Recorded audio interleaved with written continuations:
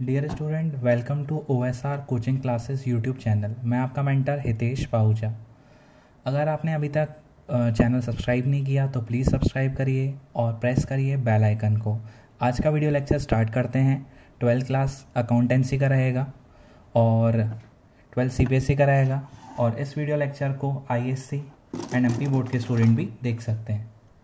तो हमने last 3 video lectures में हमने balance sheet, statement of VNL और फाइनेंशियल स्टेटमेंट डिस्कस किया था, और हमने पार्ट स्टार्ट किया था एनालिसिस ऑफ फाइनेंशियल स्टेटमेंट्स।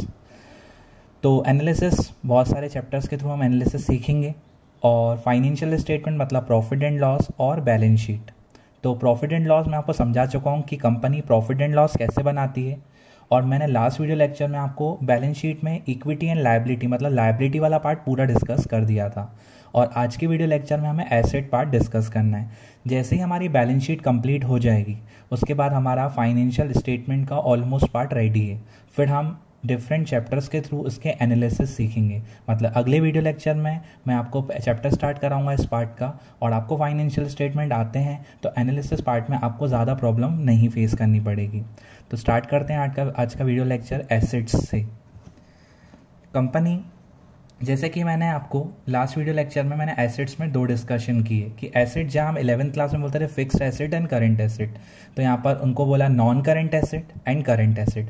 तो बैलेंस शीट अगर आप कंपनी की बना रहे हो तो पहले नॉन करंट एसेट्स आएंगी, नॉन करंट एसेट्स, फिर आएंगी करंट एसेट। और नॉन करंट एसेट को आपको एक्सप्लेन कैसे करना है आपको अच्छे से ध्यान से देखना है। यहाँ पर मैंने लिखा यहाँ पर टोटल, यहाँ लिखा मैंने एसेट्स, यहाँ लिखा मैंने एसेट्स के अंदर नॉन करंट एसेट्स। अब मैं डिस्कशन करने वाला हूँ नॉन करंट एसेट्स का। मैं यहाँ पर डिस्कशन करने वाला हूँ नॉन करंट एसेट का। तो नॉन करंट एसेट के अंदर कौन सी एसेट्स रहेंगी आपको बहुत अच्छे से ध्यान से देखना है। फर्स्ट A नंबर, ये नॉन करंट एसेट के अंदर चल रहा है। First fixed asset. Fixed assets के अंदर 2 एसेट्स, टेंजेबल एसेट और इंटेंजेबल एसेट।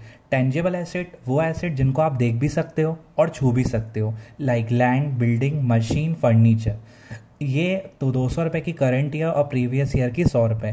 सर ये 200 और 100, 200 में कितना अमाउंट लैंड का है, कितना बिल्डिंग का है, वो मैंने आपको नोट्स में एक्सप्लेन किया हुआ है, और वो मैं वीडियो जब मैं आपका पूरी क्लास क्लोज करूँगा आज की, तो मैं आपको नोट्स टू अकाउंट डिस्कस करूँगा।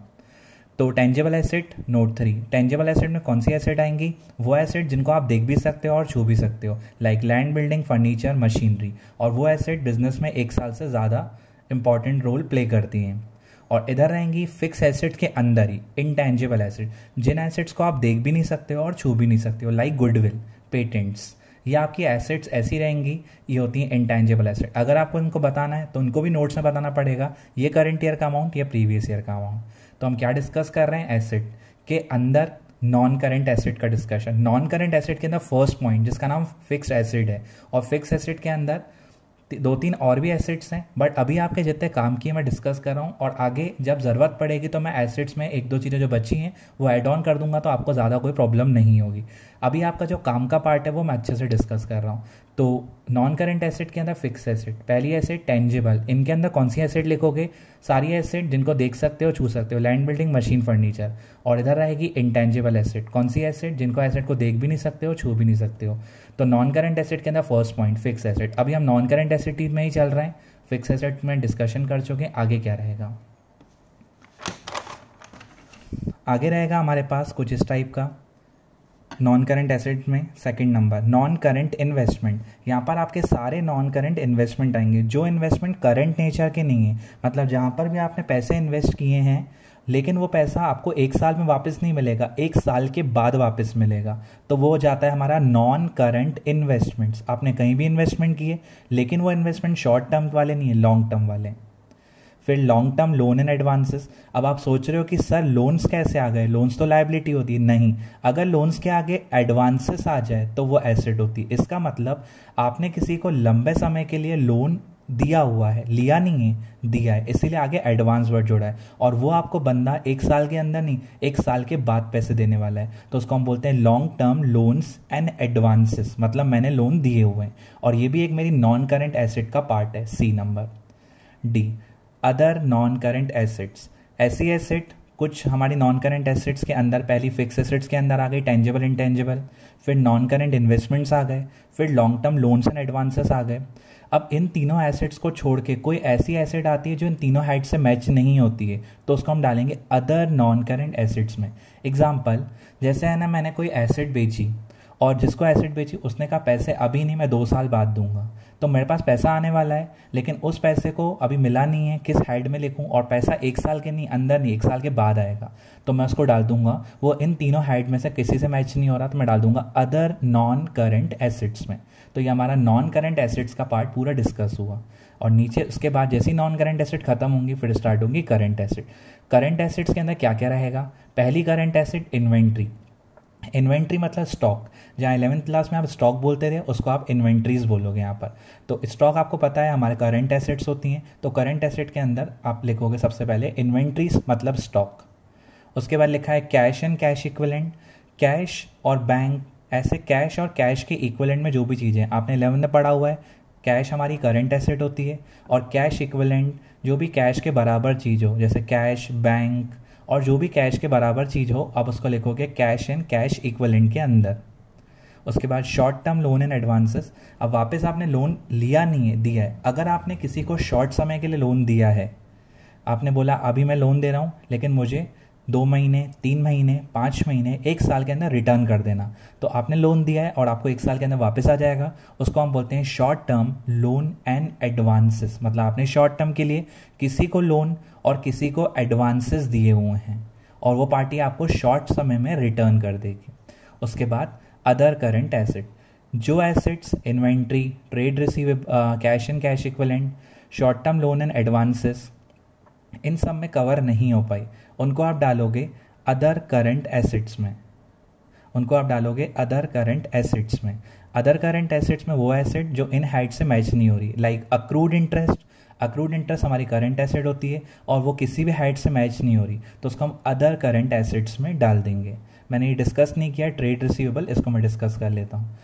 ट्रेड रिसीवेबल के अंदर 2 चीज़ें रहेंगी, डेटर्स और बिल रिसीवेबल। जहाँ 11th क्लास में आप करंट एसेट में डेटर्स भी लिखते थे, बिल रिसीवेबल भी लिखते थे, अब उन दोनों को जोड़ के आप लिखोगे ट्रेड रिसीवेबल के अंदर। बिल्स रिसीवेबल भी आपकी करंट एसेट होती है और डेटर्स भी आपकी करंट एसेट होती हैं, उन दोनों एसेट्स को जोड़ के आप ट्रेड रिसीवेबल में लिखोगे। सर कितना अमाउंट डेटर का है, कितना बिल रिसीवेबल का है, वो मैंने नोट 4 में एक्सप्लेन किया हुआ है कि 100 रुपीज़ कैसे आया, कितना डेटर से कितना बिल रिसीवेबल है। तो ये सारी करंट एसेट, पहले इन्वेंट्री, फिर trade receivable, cash and cash equivalent, short term loans and advances, other current assets.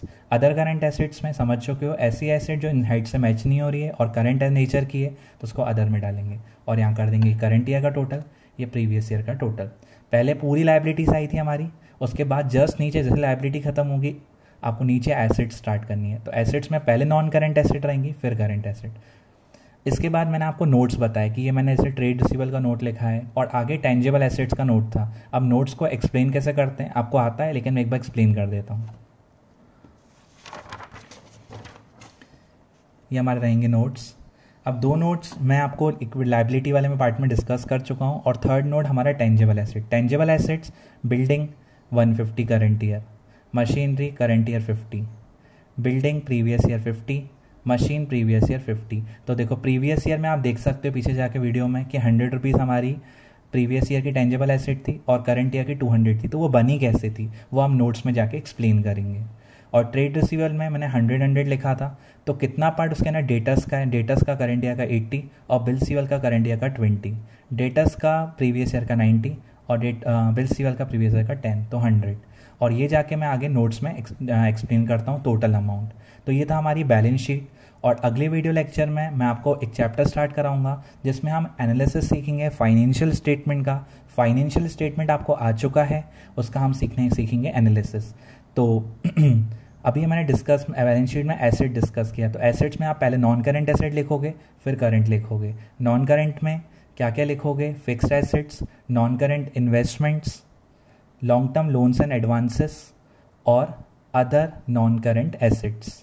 उसके बाद करंट एसेट्स को एक्सप्लेन करोगे inventories, trade receivable, inventories, trade receivable, उसके बाद trade cash and cash equivalent, short term loans and advances और other current assets.